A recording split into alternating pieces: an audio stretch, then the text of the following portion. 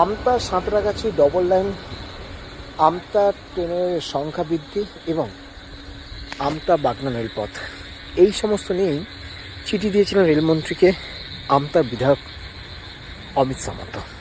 সেই চিঠির রেলমন্ত্রীর জবাব মিলল, আর সঙ্গে আসার খবর হয়তোবা ডবল লাইন কাজ হতে পারে, একই সঙ্গে আমতা লোকালের বৃদ্ধির সংখ্যা, সব মিলিয়ে আমতা লোকালের যাত্রীদের জন্য যা অত্যন্ত ভালো একটা দিক। এবং একই সঙ্গে আপনাদের জানাবো, এই আমতা লোকাল যখন আমতা থেকে বাগনান পর্যন্ত যাবে বা এই যে নতুন লাইনে কাজ হবে, সেটাও কিন্তু একটা দিগন্ত খুলে যাবে, বিশেষ করে বাগনান যাওয়া যাত্রীদের জন্য।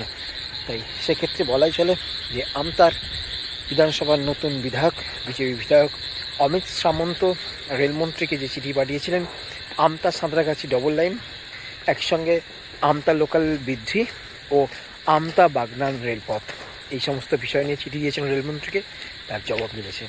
এতে অত্যন্ত খুশির ব্যাপার একটা, যে হয়তো আগামী দিনে এই সমস্ত কাজগুলো হবে। কল্যাণ অধিকারী, আমতা রেল।